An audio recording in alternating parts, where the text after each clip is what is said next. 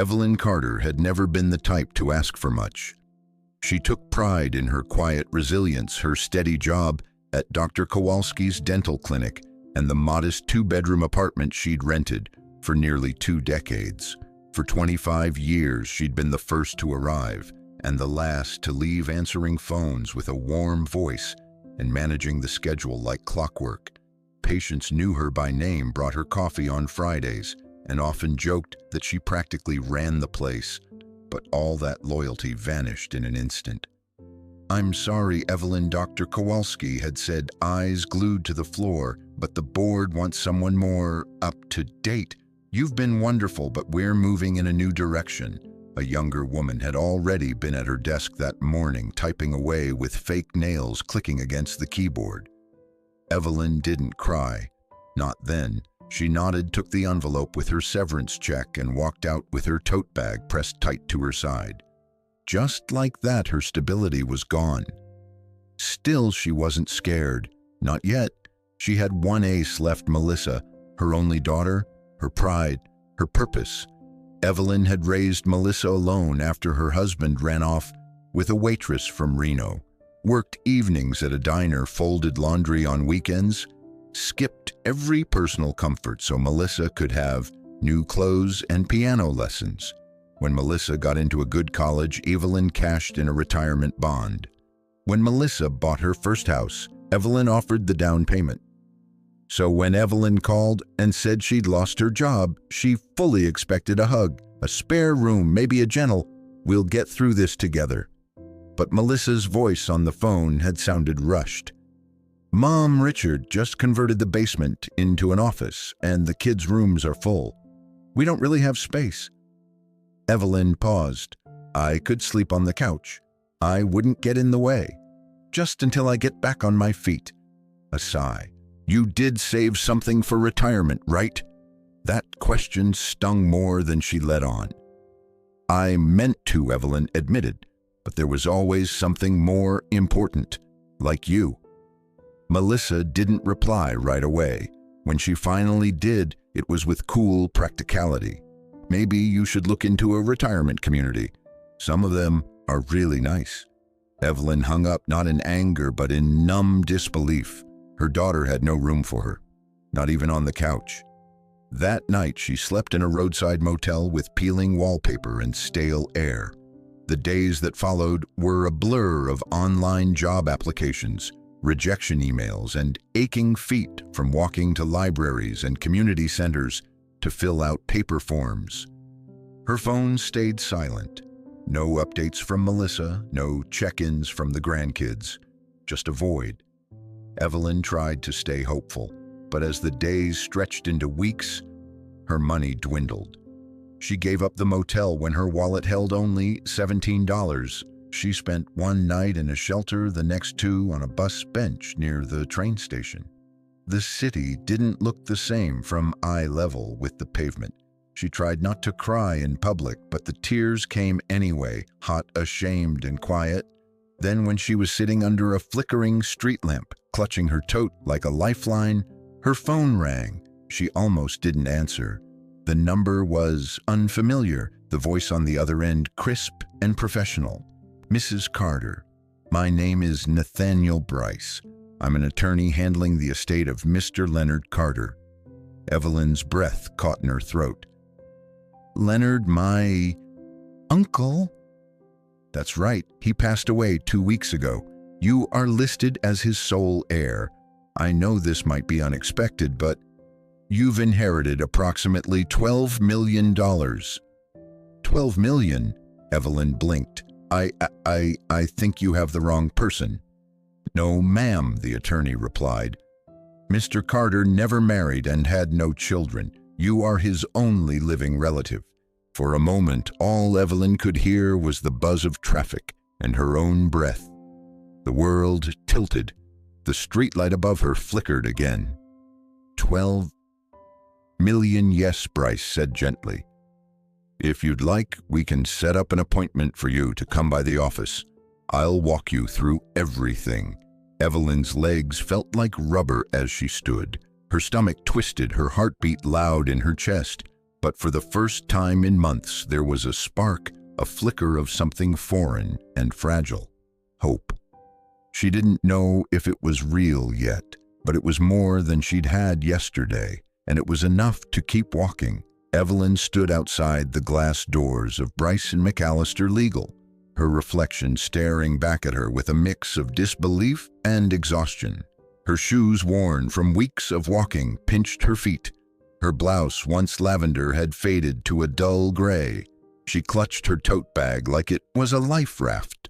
Inside the building buzzed with quiet professionalism, polished marble floors, humming computers, the scent of fresh paper and expensive cologne. She didn't belong here. At least, that's how she felt. But then a young receptionist with sharp eyeliner smiled at her. "You must be Mrs. Evelyn Carter. Mr. Bryce is expecting you." The elevator ride to the 7th floor felt surreal. When the doors opened, a man in his 60s with a kind face and neatly combed white hair greeted her with a firm handshake. "Mrs. Carter," he said warmly, gesturing toward a leather chair across from his desk. "Please have a seat." Evelyn sat down slowly, her hands trembling as she set her bag on her lap. "I'm sorry for your loss," he began. "Leonard Carter was a complicated man." "I barely knew him," Evelyn said quietly. "He and my father had a falling out before I was born. I think I met him once, maybe twice when I was little." Nathaniel Bryce gave a slow nod. "That's not uncommon in families." Mr. Carter was very private. He lived modestly, though he was quite successful in real estate and long-term investments. Evelyn blinked. "I don't understand." "Why me?" Nathaniel opened a file folder and slid it toward her. He had no spouse, no children, no siblings alive. You are his only niece, and everything, his properties, his accounts, his investments, he left to you. She stared at the folder. Inside were deeds, account statements, lists of assets that didn't seem real. The numbers were too large, the addresses too upscale. Her throat tightened.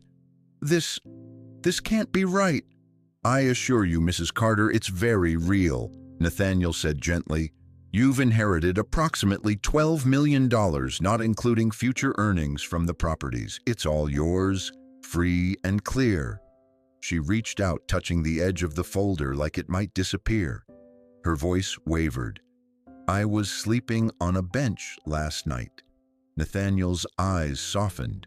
"You're not the first person I've seen go from hardship to inheritance. But this isn't charity. This is your legal right." Evelyn sat back in the chair, the world tilting. For weeks, she'd been invisible, ignored by employers, dismissed by her own daughter. Now she was sitting in a law office learning she was a millionaire. It felt like a cruel prank the universe would snatch away at any moment. Why didn't he ever reach out? She asked more to herself than to the lawyer. "I can't say," Nathaniel replied, "but I do know that in his final days he was adamant that everything go to you." Maybe it was regret, maybe it was guilt, or maybe he just wanted to do the right thing even if it was late. Evelyn's fingers tightened around the armrest. The bitterness was still there, rooted deep, but it was mingled now with something else, possibility. "Do I have to decide now?" she asked. "No," Nathaniel said kindly. "Take your time. But I will need your signature to begin the transfer process. Once that's done, we can get you access to the funds immediately." She looked down at the pen he placed gently on the folder. Signing felt like crossing a threshold she'd never imagined. But what waited on the other side? Freedom, power, revenge. All three. Her hand shook as she picked up the pen. She paused just for a second, then pressed it to paper. Her signature came out smoother than expected, bold and final. "There," she whispered, "it's done." Nathaniel smiled. "Welcome to your new life, Mrs. Carter." Evelyn left the office carrying a manila envelope and the weight of transformation. She stepped back into the city with something she hadn't felt in months. A sense of direction. The world still spun, traffic still honked, but she walked with a different kind of posture now. This wasn't a rescue. It was a rebirth. Evelyn didn't rush to spend the money. She spent 3 nights in a modest hotel downtown, still half convinced the inheritance would vanish, that someone would call and say there'd been a mistake. But the calls never came. The money sat there, real and waiting. $12 million, more than she could have ever dreamed. On the 4th morning, she stood in front of a real estate office with a to-go coffee in one hand and a printout of apartment listings in the other. She wasn't looking for a mansion. She didn't want sprawling staircases or marble fountains. She wanted something peaceful, safe. The agent, a woman named Darlene with 2 red lipstick and an infectious laugh, listened to Evelyn's wish list without blinking. Quiet ocean view, nothing too fancy. Got it, she said. I think I have just the place. The apartment was on the edge of town, perched above a rocky shoreline. Floor-to-ceiling windows filled the living room with soft light, and you could hear the waves hitting the rocks below. The walls were pale blue, the carpet a soft cream, and the kitchen looked like no one had ever cooked a meal in it. Evelyn stepped out onto the small balcony. A breeze tugged gently at her jacket. Seagulls circled overhead. For a moment, she closed her eyes and just breathed. This, she said softly, feels like air I haven't had in years. She paid the rent for a year up front. Darlene's eyes went wide, but Evelyn didn't flinch. She wasn't going to waste time proving herself to anyone anymore. The first thing she did in her new apartment was open every window. She walked barefoot on the plush carpet, dragging her fingers across the smooth countertops. Then she went grocery shopping, not for frozen meals or bargain brand peanut butter, but real food. Fresh vegetables, artisanal bread, a bottle of wine that cost more than $10. Back home, she lined the pantry neatly, filled the fridge, and made a pot of pasta with sun-dried tomatoes and olive oil.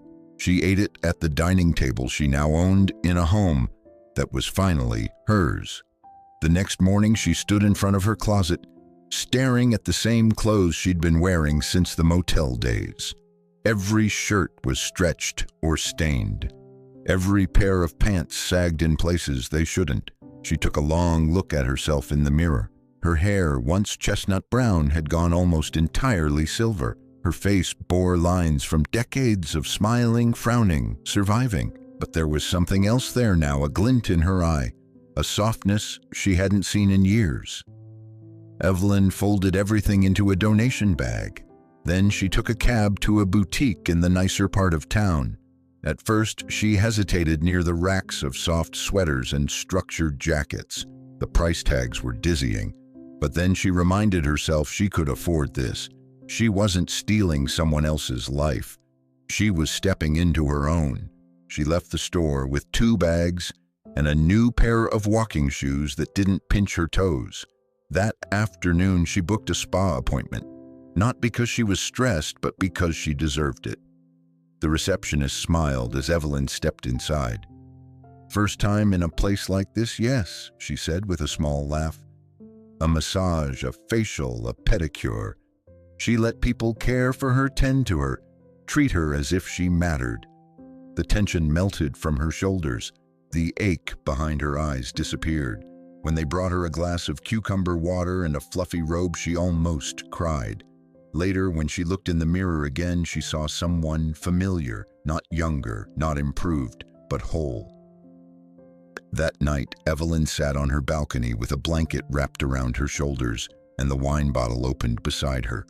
She watched the sky go from peach to navy, the stars slowly winking awake. She didn't know what would come next. She didn't know if Melissa would ever call or if she even cared to hear from her again. But she knew this much. She wasn't the same woman who'd begged for space on a couch. She was finally beautifully free. Evelyn was slicing fresh strawberries into a bowl of yogurt when her phone buzzed. She glanced at the screen, assuming it was Darlene or maybe the spa confirming tomorrow's facial. But when she saw the name glowing across the screen, she froze. Melissa.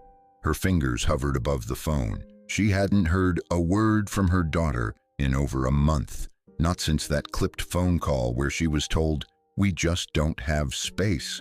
Since then, radio silence, no texts, no birthday wishes, no check-ins to ask if she was alive or eating or warm. Evelyn let the phone ring out the first time, then it rang again and again. On the fourth ring, she answered. Slowly, cautiously, Mom Melissa's voice came through thinner than Evelyn remembered, breathless, almost rehearsed. "Oh, thank God, I've been trying to reach you." "Where have you been?" Evelyn stirred the yogurt slowly, her eyes fixed on the seagull perched outside her window. "I've been fine, Melissa. What's going on?" There was a pause. I heard from someone that you moved, and that you've come into some money." "Ah, there it was." Evelyn took a deep breath. "Interesting. You never called to check if I was sleeping on the street, but now you're worried because I'm not Mom. That's not fair," Melissa said quickly. "I've been dealing with so much.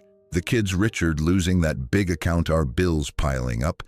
It's just been overwhelming, but I've missed you. I really have."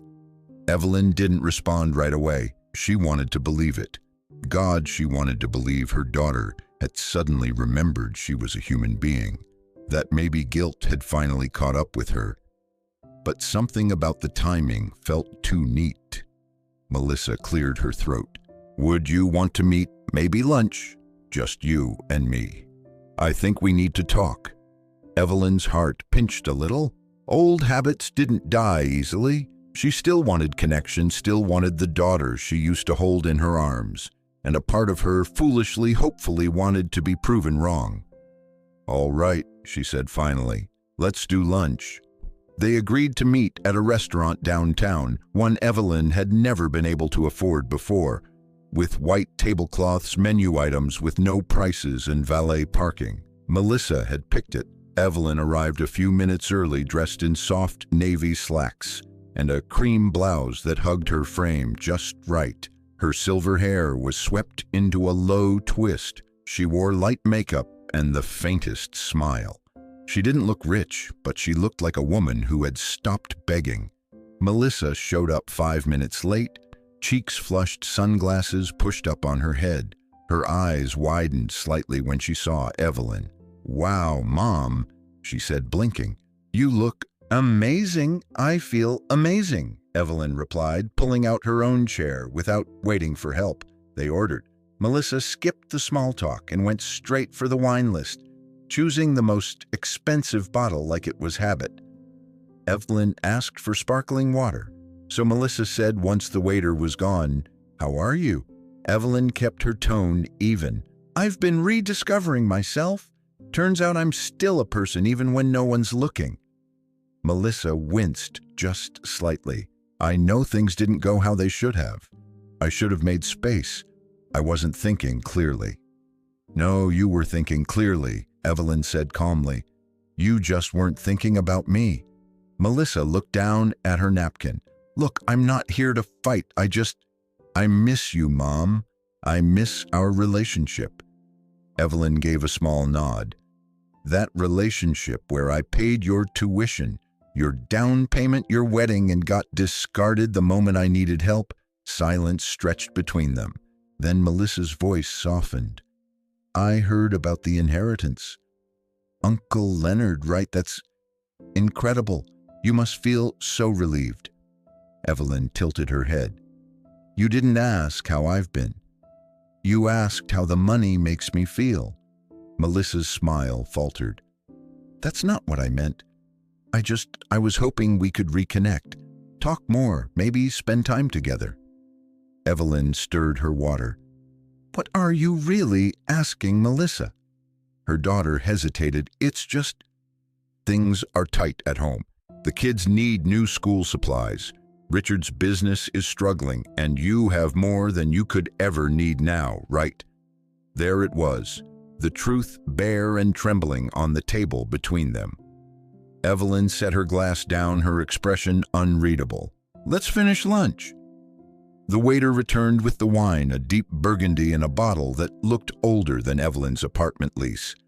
He poured with ceremony, swirling and tilting as if unveiling a rare artifact. Melissa nodded approvingly, already cradling her glass with both hands. "I really am glad we're doing this," she said, voice soft and honeyed. "It's been way too long. I hate how things happened." Evelyn watched her daughter with a calm stillness. The same girl who once clung to her leg on the first day of kindergarten now sat across from her, hair meticulously curled, diamond stud earrings catching the light. She looked like someone who'd never gone without not a single meal, not a single comfort, not even a second thought when she sent her mother packing. "I've missed you," Melissa added, her eyes welling slightly. It all got so messy. I didn't know how to fix it." Evelyn raised an eyebrow. "Messy is when you spill wine on the carpet. What you did was abandonment." The words landed like a soft slap. Melissa blinked, then quickly smiled, brushing her napkin across her lap. "Okay, fair. I deserve that. I was overwhelmed. Richard's work, the kid's life, but that doesn't mean I didn't care." Evelyn tilted her head. "Funny. You had no trouble finding me once you heard I'd inherited millions." Melissa's lips parted as if to protest, but she closed them again. Instead, she gave a small, guilty shrug. "I mean, people talk. Word got around. Uncle Leonard, right? I didn't even know he was still alive." "Neither did I," Evelyn said coolly. "He was my father's brother. They stopped speaking decades ago." Melissa swirled her wine again. 12 million. That's unbelievable, Mom. You must have been so shocked." "I was," Evelyn replied, "mostly because I thought my life was over." For a beat, they sat in silence. The waiter returned with small plates, fig salad for Evelyn, seared tuna for Melissa. The dishes looked like something from a magazine, all drizzles and garnishes, more art than sustenance. Melissa leaned forward. "Can I say something without you biting my head off?" Evelyn smiled. "Go ahead. I think it's amazing what's happened for you. Honestly, you deserve this. You've worked so hard your whole life, and you've always put everyone else first. Now it's your turn." The tone was right. The words hit their mark. But Evelyn had heard plenty of sweet talk in her day at PTA meetings during performance reviews from her ex-husband before he disappeared into someone else's arms. She could smell flattery when it reeked of desperation. "And you thought a glass of wine and a compliment might make me forget that you left me out in the cold," Evelyn said plainly. Melissa put down her fork, her face softening with a sigh. "I didn't handle it right. I know that. But I was scared too. You showing up like that, it threw me. I didn't know how to help. I panicked." "You didn't panic. You calculated. You made a decision." Evelyn's voice was calm, even. "You chose not to help." Melissa looked down, folding her napkin with unnecessary care. "Okay, maybe I did, but I thought you'd figure something out. You always do." Evelyn chuckled low and tired. "I figured something out, all right. I figured out that the people you give everything to will often give you nothing in return." Melissa's eyes darted up, searching her mother's face for softness, for a window to crawl through. "I was wrong, Mom. I know that now." Evelyn took a slow sip of her water. "And yet, here we are in a place you picked, ordering wine I don't even like, while you circle around whatever it is you really want to ask." Melissa swallowed. "It's not like that. It is exactly like that." Evelyn leaned forward, resting her elbows on the table, voice still low and measured. "Let's cut the dance, Melissa. You heard about the money. You didn't call me when I was jobless, or when I was sleeping in a cheap motel, or when I stopped answering because I couldn't afford to keep the phone on. But now I'm a headline in the family rumor mill, and you remember I exist." Melissa's eyes filled again, but Evelyn saw it for what it was. Not remorse, not connection, strategy. "I'm still your daughter," Melissa whispered, "and I'm still the mother you tossed aside." The food cooled on the table untouched. The wine bottle sat half empty, but Evelyn had only taken a single sip. She looked around at the polished silverware, the flickering candle in the center, the white tablecloth symbols of status, of appearances. She'd dined at diners for most of her life. This place wasn't hers. This conversation wasn't about healing, it was about angles. "I didn't come here to argue," Evelyn said, reaching for her bag. "I came to see if you were different." And Melissa asked, voice cracking. "I haven't decided yet." The tension between them lingered like fog as Melissa poked at her half-eaten tuna, her fork dragging lines in the sauce. Evelyn, calm and poised, dabbed at her mouth with a linen napkin and waited. She knew the ask was coming. It always did eventually. Melissa cleared her throat. "So, how are you adjusting?" she asked with a forced cheerfulness. "To everything, I mean. Must be overwhelming." Evelyn gave a non-committal nod. "It's different, sure, but not overwhelming. Peaceful, actually. That's great." "Really?" Melissa said, offering a smile that didn't quite reach her eyes. "I mean 12 million. That's generational wealth. Life-changing." Evelyn leaned back in her chair, crossing her legs slowly. "Funny, isn't it? How one phone call can rewrite your entire existence." Melissa's mouth twitched into another uneasy smile. "Yeah, life's full of surprises." Another pause, another fork drag. Then Melissa sighed deeply and pushed her plate aside. "Look, Mom, since we're talking about changes and everything, I guess I should be honest with you." Evelyn lifted an eyebrow. "By all means. It's just, things haven't been great for us lately. Richard lost a major client back in February, and it kind of snowballed. His consulting work's dried up, and now we're living off my paycheck. What happened to the financial planner job?"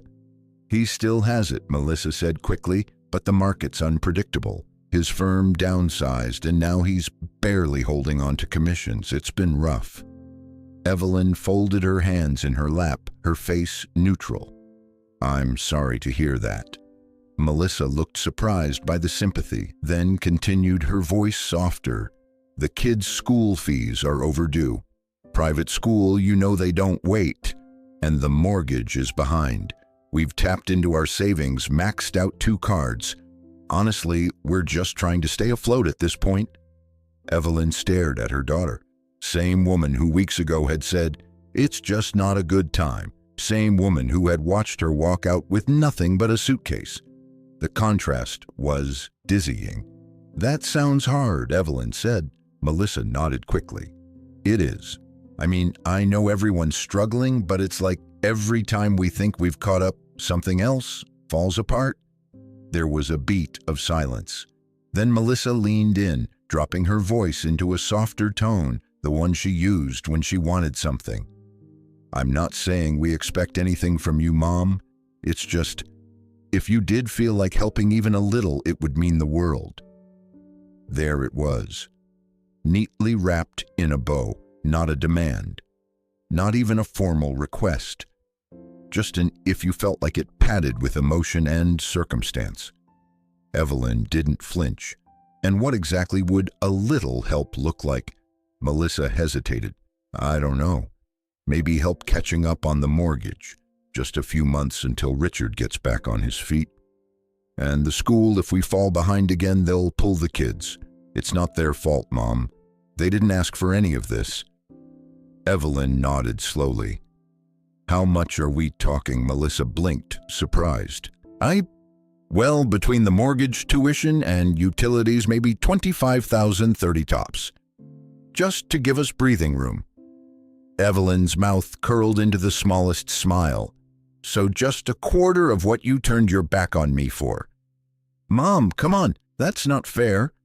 Evelyn leaned forward, eyes cool but not cruel. "Isn't it? I begged for shelter and got a shrug.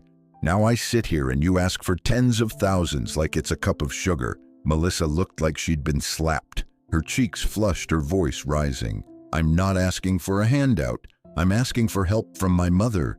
Evelyn didn't blink. "I was your mother when I needed help too. That didn't seem to matter then." Silence again, tighter now. Melissa sat back in her seat, arms crossed, blinking away the sudden shine in her eyes. "You don't understand," she whispered. "I was scared. We had our own problems. I didn't know what to do."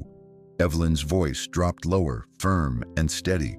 "You made a choice, and now I'm making mine. Melissa looked at her, something desperate flashing in her expression. So, what, you're going to let your daughter drown while you sit on millions? I'm going to let my daughter face the consequences of her decisions, Evelyn said, rising from her seat and setting her napkin gently on the table. Just like I had to. Melissa didn't speak. She couldn't. Evelyn adjusted her coat, picked up her bag, and looked down at the woman who used to be her entire world. Lunch is on me, Melissa. Consider it my gift to you. And with that, she walked out of the restaurant, sunlight catching in her silver hair like a crown. Evelyn walked slowly down the sunlit sidewalk outside the restaurant, her heels clicking against the pavement with a steady rhythm. Behind her, the clink of glasses and low hum of conversations faded into background noise. Her heart wasn't racing, her hands weren't trembling. That surprised her. She'd expected to feel anxious, maybe even guilty, but instead she felt clear, solid, like she'd just closed the door on something she never realized needed locking. Melissa had followed her out, breathless and flushed, catching up with a quickened pace.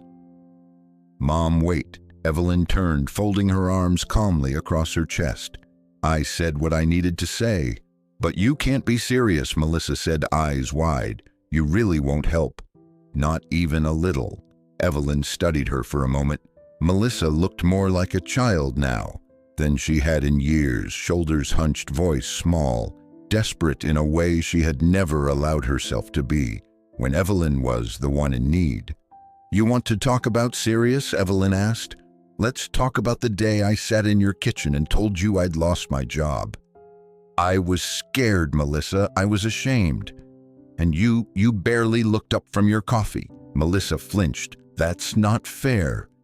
No, Evelyn cut in, voice firmer. Now, what's not fair is working for 25 years and ending up with nothing. What's not fair is raising a daughter alone, putting her through school, paying for her wedding, and then being told there's no space in the house I helped pay for. Melissa looked down at the sidewalk, her face pale. Evelyn stepped closer, her tone quieter but no less resolute. When I was drowning, you offered nothing but silence. You didn't check on me. You didn't offer the couch, let alone a warm meal. You shut the door, Melissa. So don't look shocked now that I've finally learned how to close one of my own. Tears brimmed in Melissa's eyes. I messed up, I know I did, but I thought you were stronger than that. You've always bounced back. I figured you'd find a way. Evelyn's voice dropped into a whisper. You figured wrong. A couple walking by slowed slightly, catching fragments of their conversation, then hurried off when Evelyn gave them a sideways glance. Melissa wrapped her arms around herself as if trying to shield from a cold she couldn't name. I didn't know what to do back then, she mumbled. You didn't want to know, Evelyn said, because knowing would have meant making room, changing your plans, showing up for someone who no longer had anything to offer you. Melissa's jaw tightened, but she said nothing. The silence between them was heavier than any shouting match. You say I've always been strong, Evelyn continued, and I have. But being strong isn't the same as being invincible. I needed you, and you treated me like a problem to be solved, not a person who mattered. I regret it, Melissa said, her voice cracking. I do. I didn't think it would matter this much. I didn't think you'd shut me out. Evelyn exhaled slowly. You're not being shut out. You're just not being rescued. Melissa stared at her. So that's it. You won't help at all. Evelyn gave a small, calm nod. That's it. Melissa's expression twisted with disbelief, then anger. You're going to let your grandchildren suffer just to make a point. Evelyn's eyes flared, but she didn't raise her voice. Don't you dare put this on them. You made those decisions. You built that life. You had every opportunity to do better, and you chose comfort over compassion. For a moment, Melissa looked like she might scream or cry or collapse into herself, but instead, she just stood there stunned. Her mouth opened, then closed. She turned, then turned back again. I can't believe you, she said finally. You're not the mother I knew. Evelyn stepped back, a faint smile on her lips. "You're right. I'm not. I'm the mother who finally learned her worth." With that, she turned and walked away, each step lighter than the one before. She didn't look back. Not once. Melissa remained frozen on the sidewalk, arms crossed, eyes following the woman she'd underestimated for far too long. Evelyn didn't feel victorious. She didn't feel vindictive. She just felt free.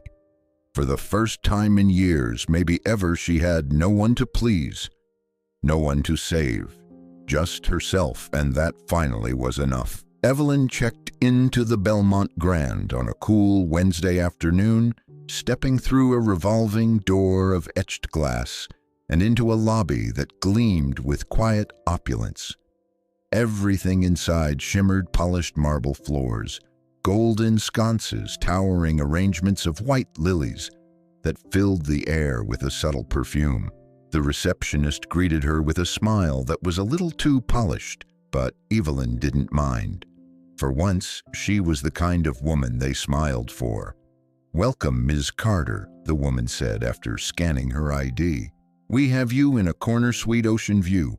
Will you be needing assistance with your luggage?" Evelyn glanced at her two modest bags and smiled. "No, I've got it." The elevator whooshed silently upward, and when the doors opened on the 18th floor, she stepped into a suite that felt like a dream. Floor-to-ceiling windows framed the vast, glittering ocean. A plush sectional couch curved around a gas fireplace, and the bed was dressed in sheets that looked like they belonged in a fairy tale. Evelyn walked slowly to the balcony, sliding the door open. The ocean breeze rushed in cool and clean. Below, waves curled against the shoreline in soft, steady crashes. She let her hand trail along the glass railing, letting herself feel every second of the moment. No one had gifted her this. No one had handed it to her out of pity or guilt. This wasn't charity. This was hers. Later that evening, she changed into a soft robe and ordered room service grilled salmon, asparagus, lemon risotto, and a glass of Sauvignon Blanc. When the waiter rolled in the tray, she tipped him without hesitation. She sat at the small dining table with a linen napkin in her lap, savoring every bite. Each forkful tasted like defiance and dignity. The next morning, she had a meeting at Bryson McAllister to finalize the estate matters. Evelyn walked into the sleek office dressed in tailored slacks and a beige blouse with gold buttons, her hair smoothed into a low twist. She no longer looked like a woman who'd once cried on a park bench. She looked like a woman who had plans. Nathaniel Bryce greeted her with a firm handshake and a warm smile.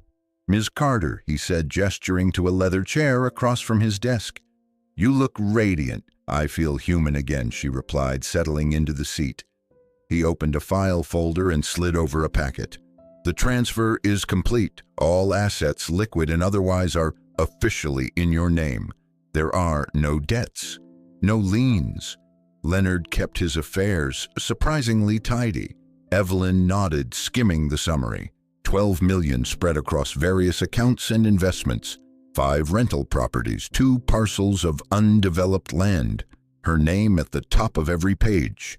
"Is there anything else I should know?" she asked. Nathaniel folded his hands. "Just one thing. With your portfolio, I'd recommend you speak to a financial advisor. Not because you're at risk, but because now you have options." Options. The word echoed like a bell. "Thank you, Nathaniel," she said. "I think I'll take some time before I decide anything long-term." He nodded respectfully. "Of course. You've earned that right." Outside the office, Evelyn took a deep breath. She didn't rush back to the hotel. Instead, she wandered through the streets of the coastal district, stopping at a small cafe to sit with a coffee and her thoughts. She watched people walk by, couples holding hands, joggers with earbuds, young professionals clutching laptops. For the first time, she wasn't comparing herself to them. She wasn't measuring her worth by the years she'd worked or the money she didn't have. She was free to imagine again. That afternoon, she met with a real estate agent, this time not to rent, but to buy. "I'm not looking for big or flashy," she said, as they rode through neighborhoods near the ocean. "I want peace, light, somewhere I can put down roots." The agent, a gentleman named Marco with salt and pepper hair and kind eyes, nodded. "I've got just the list." They spent the next 2 hours touring homes. Evelyn took her time. She walked through each room, slowly letting her hands trail across mantels and banisters. She wasn't thinking about Melissa or Richard or grandkids she barely saw anymore. She wasn't imagining hosting family dinners or decorating for others. This house would be hers. For once, she was choosing entirely for herself. By the end of the day, she had her eye on a 2-story home nestled on a quiet street that curved toward the water. The exterior was painted a soft taupe with white trim. Inside it had large bay windows, a sunroom that flooded with golden light, and a small garden waiting for someone's loving touch. She stood on the back porch as the breeze lifted her hair, and she could already picture mornings with coffee nights with a good book, silence without loneliness, not empty, full of promise, full of her. The deed was signed on a Friday morning with the sun pouring into the real estate office like a quiet blessing. Evelyn Carter sat with a pen in her hand and a smile tugging at the corners of her lips. When the final signature was down, the agent slid the keys across the table, sleek silver with a seashell-shaped fob attached. "Congratulations, Ms. Carter," Marco said warmly. "Welcome home." The house sat near the edge of town, just beyond a winding cliff road, where the sound of the waves became a kind of rhythm, steady, calming, eternal. It had pale siding, large bay windows, and a front porch wide enough for 2 rocking chairs and a small table. The backyard sloped toward a patch of wildflowers and driftwood fences. Evelyn had walked through it 3 times before deciding, and each time it had whispered the same thing to her: rest. She bought it outright. No loan, no negotiations, no monthly anxiety. It was hers, entirely. After a lifetime of rent and scrimping and worrying about every bill, this was the kind of security she never dreamed she'd have. The moving truck arrived the next day. Evelyn didn't have much, just the few things she'd gathered during her stay at the Belmont Grand, plus a couple of boxes from storage that somehow hadn't been lost. She unpacked slowly, room by room, taking her time as she placed new books on shelves and draped warm throws across the arm of the couch. Her taste was simple, soft earth tones, cozy, lighting fresh flowers in glass vases. The air inside the house smelled like lemon oil and fresh wood. She left the windows open all day, letting the ocean breeze sweep through every room. That first night, she slept in a real bed, a queen with a high thread-count comforter and pillows that didn't sag under her weight. She woke to the sound of gulls and the glint of sun over water. For the first time in her life, she wasn't waking up for anyone else. Not a job, not a child, not a schedule. Just herself. Midway through the following afternoon, while unpacking a box of coffee mugs in the kitchen, she heard the doorbell. It startled her. She wiped her hands on a dish towel and walked to the front of the house. Through the glass panel beside the door, she saw a familiar silhouette: shoulders, slightly hunched, arms folded tight, as if bracing for a storm. "Melissa!" Evelyn hesitated. Then she opened the door, calm and unhurried. "Hi, Mom," Melissa said, her voice barely above a whisper. Evelyn leaned slightly on the doorframe. "Melissa." Her daughter glanced over Evelyn's shoulder, taking in the white-walled entryway, the open staircase, the vase of daisies on the console table. "It's beautiful," she murmured. "You really did it?" "I did," Evelyn said, not smiling, but not cold either. Melissa swallowed. "Can I come in?" A pause. Then Evelyn stepped aside. For a minute. Melissa walked slowly through the house, fingers grazing the edge of a framed photo, the back of the couch. "This place feels like you," she said. "I don't know how to explain it. It just fits." Evelyn said nothing, letting her look. Finally, Melissa turned to face her. Her eyes were glassy, but this time the tears didn't seem like tools. There was a weariness in her face that Evelyn hadn't seen before. Less vanity, more truth. "I came to say I'm sorry," Melissa said, voice cracking. "I know I've said it before, but I mean it this time." Evelyn nodded once. "I believe you." Melissa's shoulders sagged slightly with relief. "But that doesn't mean things go back to how they were," Evelyn added gently. Melissa blinked. "I don't expect everything to change overnight." "I'm not sure anything will change," Evelyn said, walking past her toward the kitchen. "I spent most of my life making space for other people, sacrificing, adjusting, forgiving without question. I can't keep doing that." Melissa followed slowly. "I know, and I don't want to take anything from you. I want to fix what I broke." Evelyn turned, folding her arms loosely. "Some things don't get fixed, Melissa. They change. They evolve. Forgiveness isn't forgetting, and I can't pretend the last few months didn't happen." Melissa's chin trembled. "So what happens now? We take time," Evelyn said. "Maybe we meet for coffee one day. Maybe we don't. But I decide when. I decide how. I won't be the mother waiting by the phone anymore." There was no anger in her tone, no cruelty, only clarity. Melissa nodded slowly, wiping under her eyes.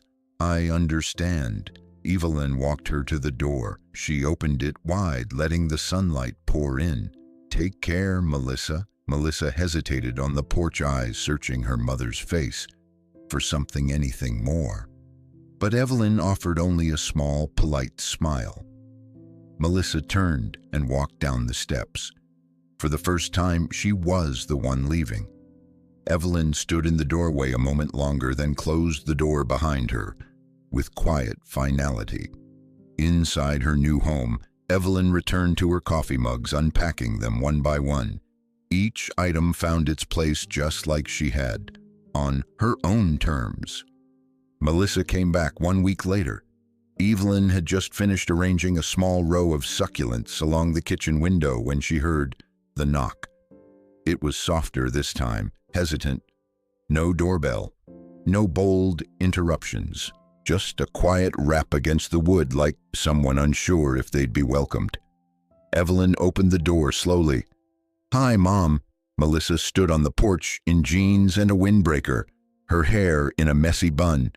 No makeup, no forced smile, just raw nerves visible in the tight line of her jaw and the way her hands wrung together. "I don't want anything," she said quickly. "No money, no favors. I just wanted to talk if you'll let me." Evelyn stepped aside. Melissa walked through the house slower than before, her eyes trailing along the clean walls, the polished wood floor, the vase of fresh tulips on the dining table. There was no extravagance, but every detail radiated warmth and intention. It felt curated for peace, not performance. "This is incredible," she murmured. "It's so you." Evelyn offered a quiet nod. "It's the first place I've ever had that wasn't built around someone else's needs." They settled into chairs by the window where the sea stretched wide and endless just beyond the glass. The waves moved steadily as if in conversation with time itself. "I wanted to come back because I didn't say everything I needed to," Melissa began. "Last time I was still in shock, still thinking about what I lost, not about what I took from you." Evelyn remained silent, her gaze on her daughter, but her heart guarded. "I was selfish," Melissa said. "And I know that sounds small compared to what you went through, but it's true. I was comfortable and I didn't want to be disrupted. You showing up with nothing, it scared me, made me feel powerless. So I pushed you away." She blinked hard, clearing the wetness from her eyes, "and I regretted it the second I did it. But instead of fixing it, I ignored it. Pretended it would blow over, that you'd bounce back like always. and I told myself that was love. Evelyn inhaled slowly. That wasn't love, Melissa. That was convenience. I know, Melissa said. I hate myself for it. Evelyn studied her carefully. There was no gloss in her eyes this time, no rehearsed tone or dramatic sighs. Just a woman no longer the golden daughter trying to find the words to face her own failure. I'm not asking you to forget what happened, Melissa continued, but I'm hoping maybe someday you can forgive me.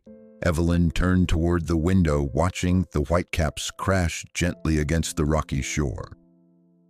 I spent so many years putting you first, she said, her voice steady. I worked extra shifts so you could take dance lessons. I skipped meals so your tuition was paid. I stayed in a job I hated just so I could keep a little money coming in after your father left. Melissa nodded, tears sliding freely now. And when I needed something small, Evelyn said, her tone firm but not angry, a couch, a warm meal. The basic dignity of being treated like I mattered. You offered me a pamphlet for a senior home. Melissa opened her mouth, then closed it. There was nothing to argue. The truth had its own weight, and she let it land. I love you, Evelyn said. That hasn't changed, but I love me now too. And I'm done being the one who sacrifices everything. Melissa wiped her face, her lips trembling. I don't deserve another chance. That's not your decision to make, Evelyn replied. And I'm not saying this is goodbye, but I'm not rushing into anything. If you want to rebuild something with me, it has to be earned, not expected. Melissa nodded slowly. Okay, I'll wait. I'll prove it. Evelyn stood and walked her to the door. This time there was no dramatic exit, no parting insult or slammed door. Just a quiet understanding that something had broken, but not beyond repair. I'm proud of the woman you can still become, Evelyn said softly. Melissa's eyes filled again, but she smiled through it. Thank you, Mom. Then she stepped off the porch and walked down the path, her shoulders not quite as heavy. Evelyn closed the door and leaned against it. For a long moment she stood still, letting the silence wrap around her like a warm coat. She walked to the window, the sea now glowing with the golden blush of sunset. In her hand was the deed to the house firm, real hers. She watched the waves slow and steady and breathed in deep. No more sacrifices that left her empty. No more begging for scraps of love. This was her time, now her life, her rules. And for the first time in decades, Evelyn Carter felt what she had given to everyone else, but never claimed for herself: peace.